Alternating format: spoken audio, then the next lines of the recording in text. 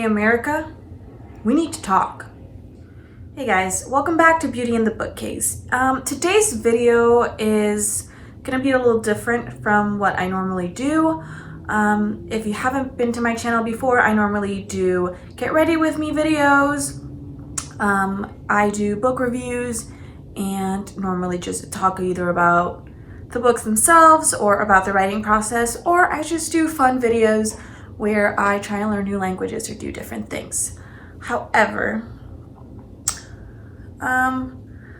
today's video really came up as an idea last week, and it's about a topic that's very serious to me and very personal. And I do want to preface this by saying that I don't mean this video as an attack on anyone. I don't mean this video as a generalization.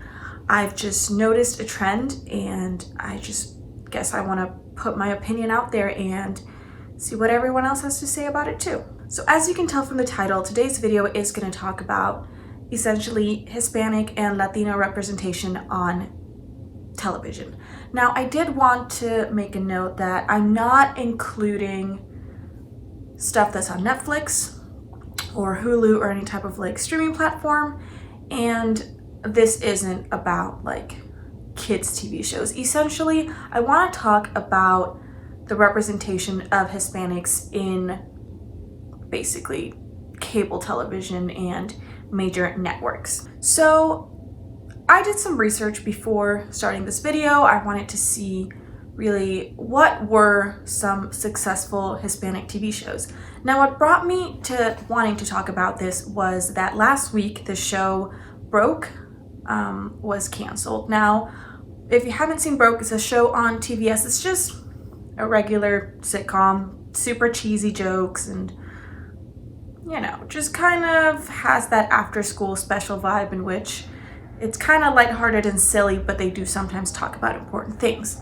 Now, the reason why I'm bringing up this show is because I started watching the show because I heard Jaime Camil announce it on his Instagram. You might know Jaime Camil from Jane the Virgin. He played Jane's dad, Rogelio de la Vega, but I grew up actually watching Jaime Camil doing telenovelas. So I started watching the show because of him. It's not like a super deep show, it's not super serious, but it does deal with important things, and it does provide representation, which I think is crucial for minorities and especially for the Hispanic community.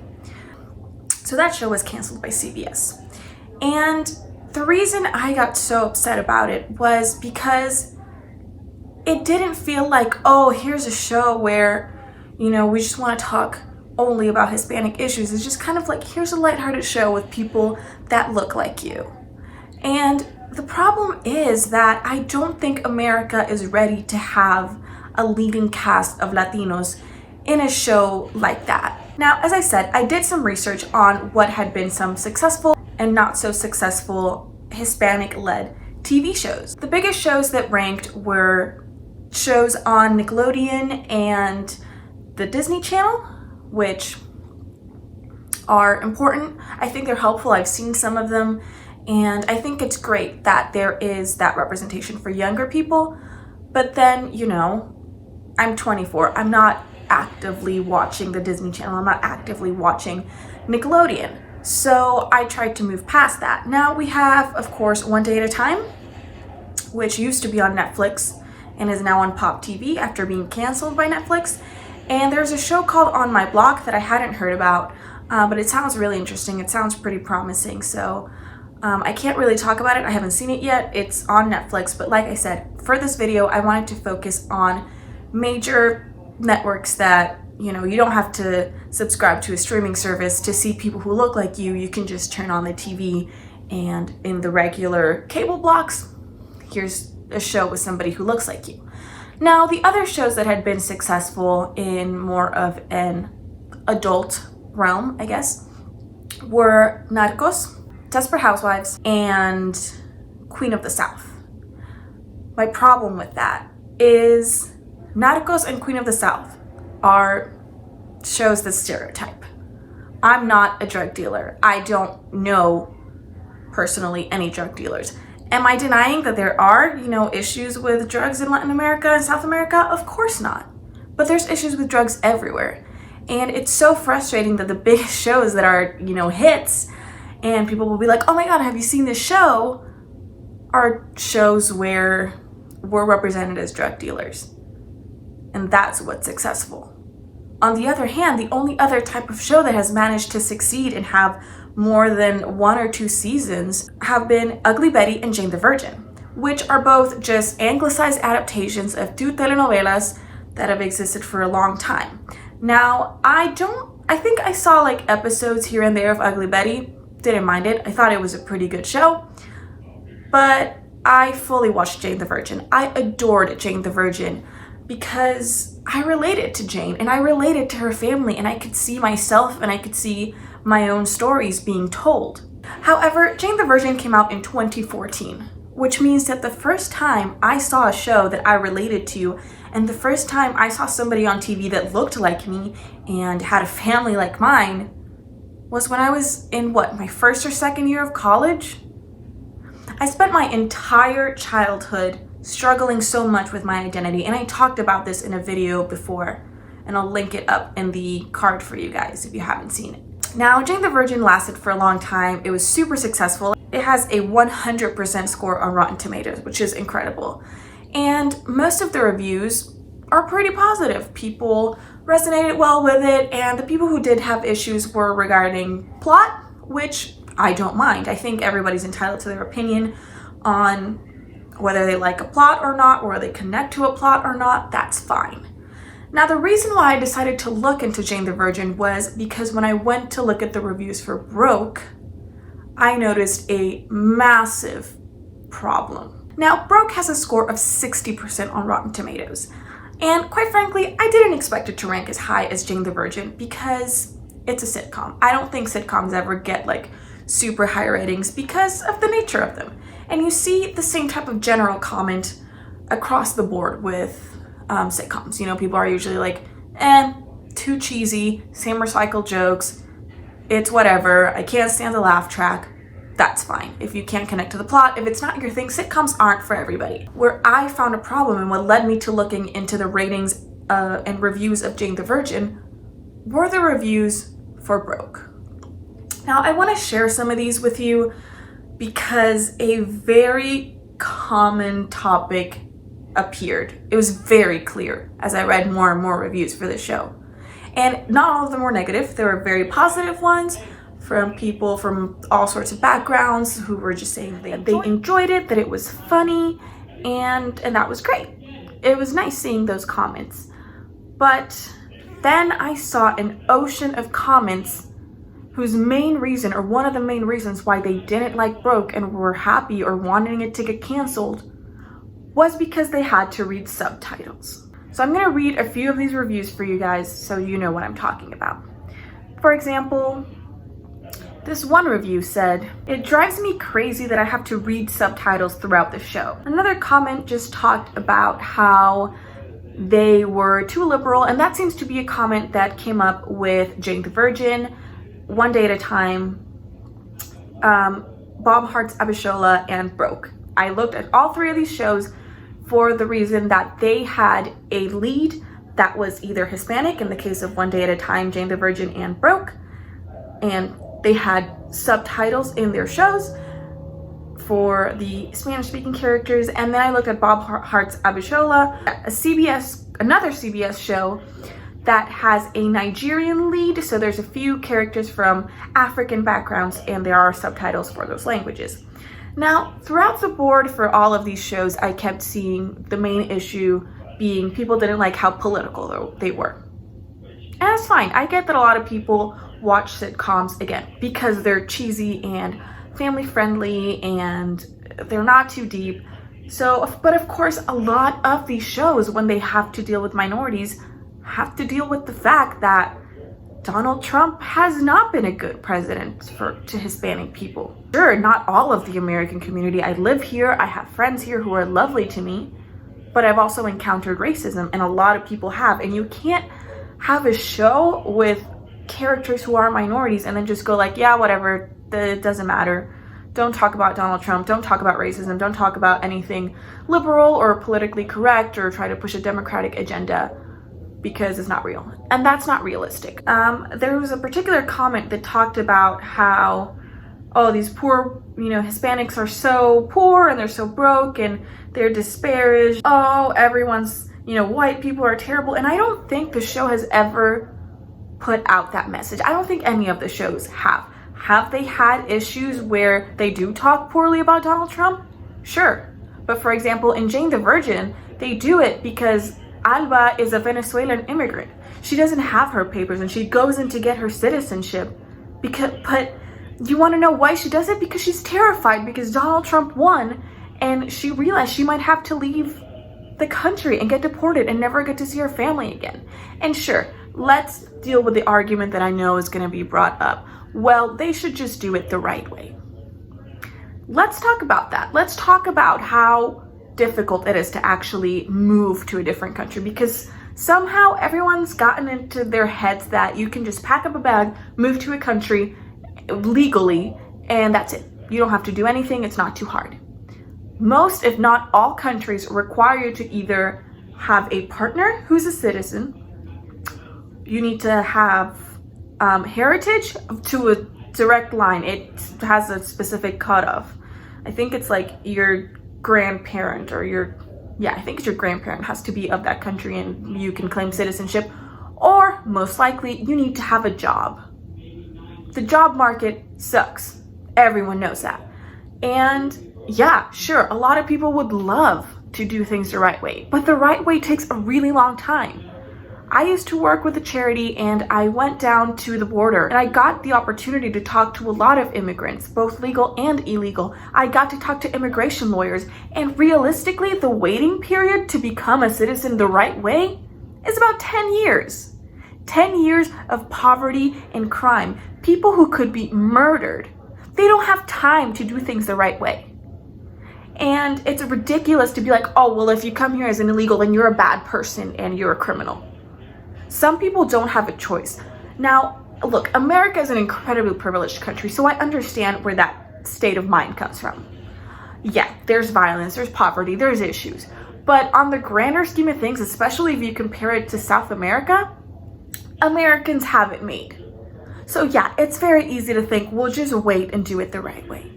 But a lot of these people can't wait, because waiting means that they'll die. And that's why shows like Jane the Virgin, that's why One Day at a Time, for the same reason, also talks about Donald Trump, because Lydia had to come from Cuba to America. And yeah, she actually did it the right way, which is fantastic. But maybe the only reason she could do it was because she did it at a time where there was so much political turmoil that America had a plan. They had a program that would help those kids. But America doesn't do that anymore.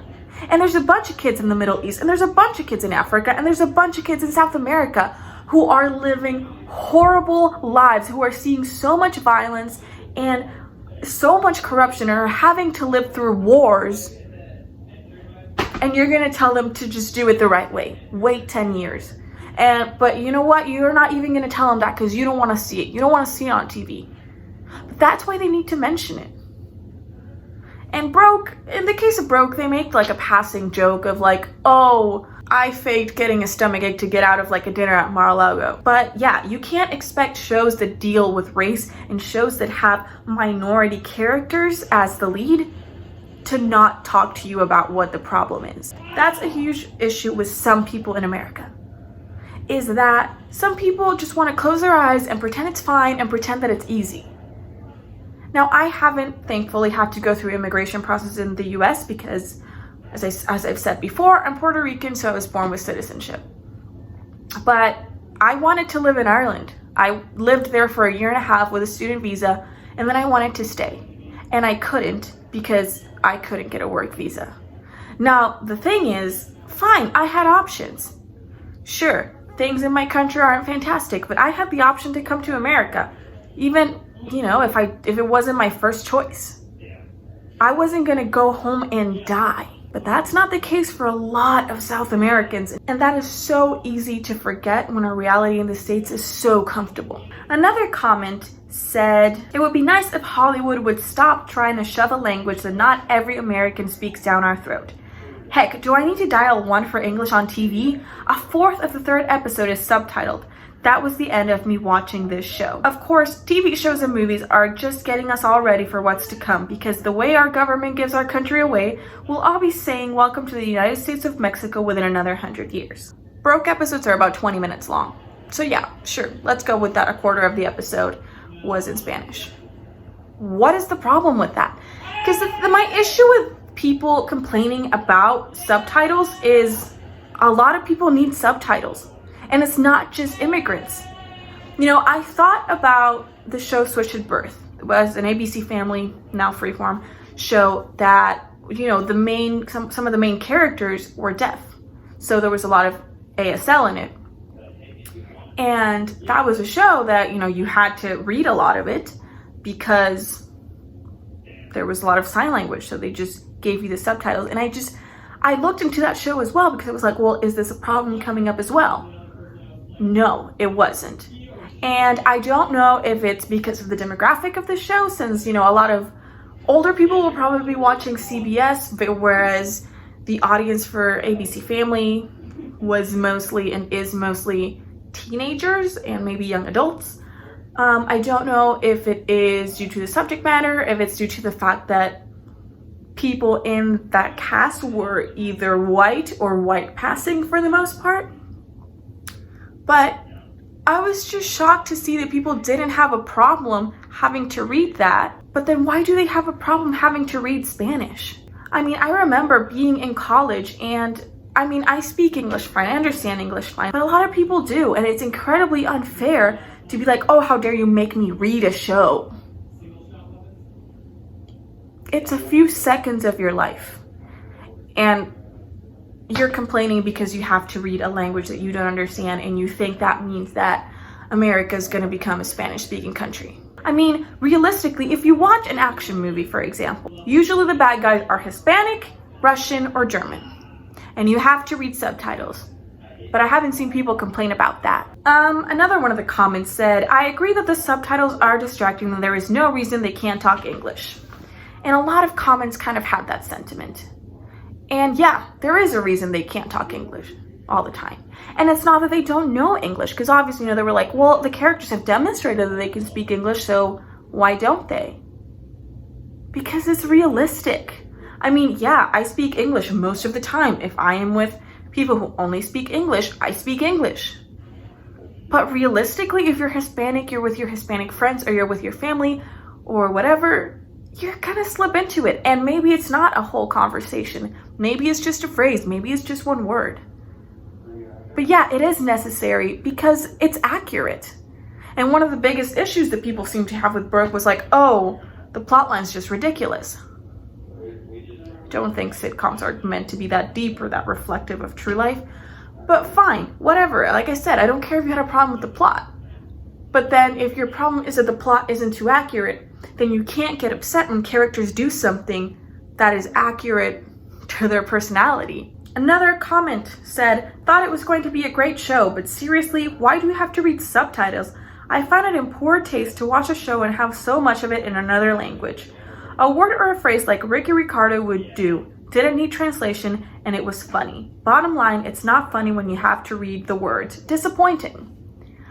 What is people's issue with having to read? Like, honestly, I want somebody to explain that to me. Like, okay, I get it. You know, a lot of people would rather watch TV than, you know, read a book. But you're not reading, you know, 600 pages worth of, you know, a show. You have a couple of lines. And again, fine. If you're not interested in it, then don't watch it. But I also find it incredibly insulting and ridiculous to go online and make a review in which your main problem with a show is that you have to read subtitles. It's not disrespectful. It's not in poor taste. And another comment kind of said the same thing. I have one issue, which is the dialogue in Spanish, because, you know, if they were cooking, they had to stop and read, or they, you know, they couldn't read while they were cooking. Which is an argument that I understand, because, you know, sometimes I felt that way when I was watching Switched at Birth. I'd be like, oh God, I can't ever do anything when I'm watching this show because I have to pay attention.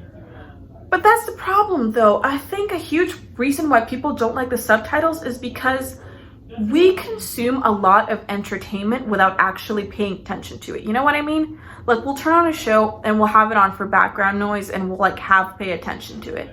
But then when you have subtitles, when you have something that you don't understand, you're forced to actually pay attention to the content that you're consuming. And we've become so lazy that we can't be bothered to read a couple of lines. But is there any single moment in which one of the Spanish-speaking characters talks to an English-speaking character in Spanish?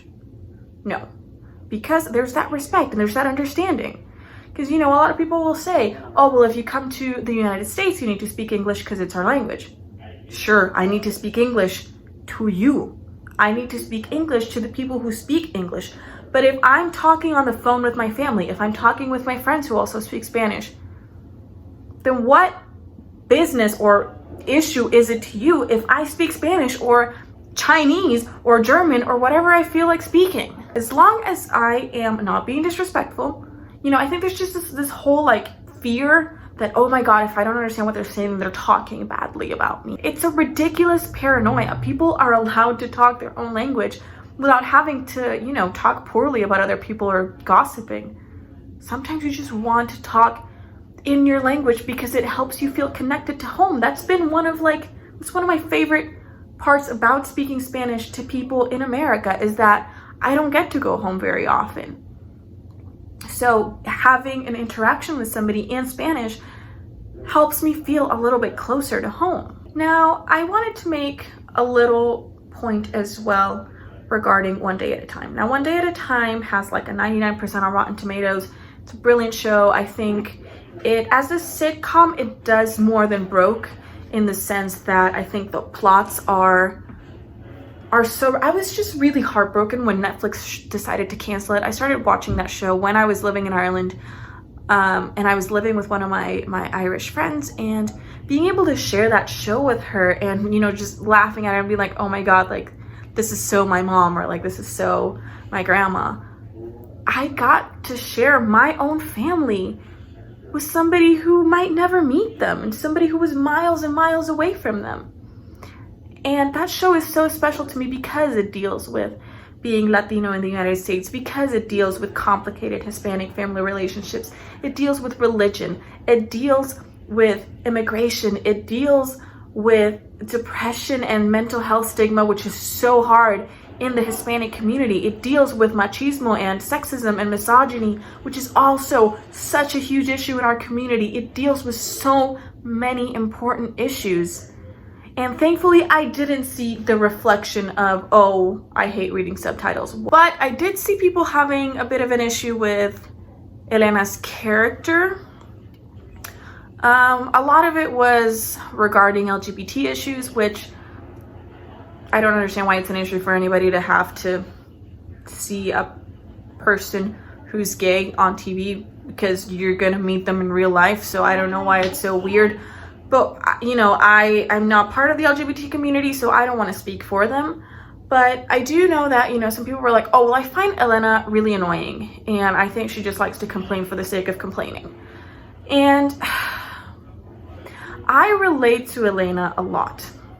There's an episode in which she learns that Papito, her brother, is being bullied because he's Hispanic, and she gets really, really upset. But she's like, well, I've never had that happen to me. And then the family's like, well, yeah, it's because you don't have an accent and because you're super white passing.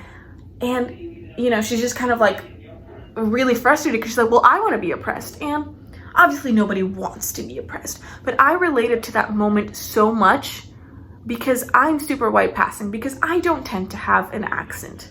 Well, everyone has an accent, but again, separate point. And, you know, for people saying like, oh, she just wants to make herself the victim, it's not that. It's just that when you see people that you care about, when you see your siblings being attacked, when you see your parents being attacked, when you see other people who don't have the privilege that you do to pretend that you're a white girl, you get upset. But then you also feel, and people make you feel like you don't have the right to be upset because you can pretend, because you can straighten your hair and stay away from the sun and go on about life honky-dory, being as white as can be. And I don't know. I felt really frustrated because Elena is a character that, sure, she has her quirks and all that, but I think she's an important character because we're so used to having this very specific idea of what being Latino is, and Elena doesn't fit that character.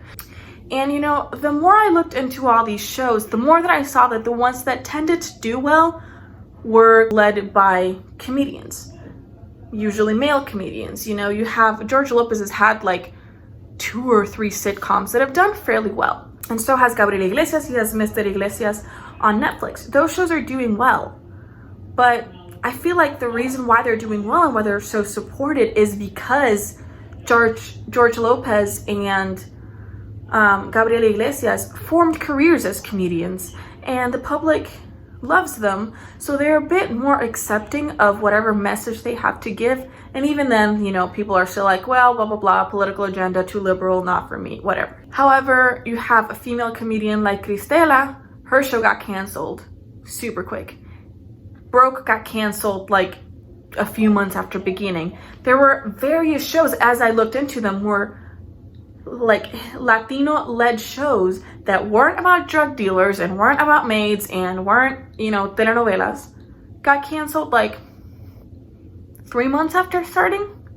They don't even get a chance to make it. They don't even get a chance to develop and to let people become attached to characters. And as I was reading as well, you know, it talked about how some of these shows ended up going into like the so-called death slot, which is like that late hour on TV that nobody really watches, which again frustrated me because I was like, well, are they purposefully not giving these shows enough of a chance? Are they just allowing them to be produced for 1 season or like half a season, setting them up to fail essentially, and then canceling them, but being like, oh, well, you just didn't have the ratings?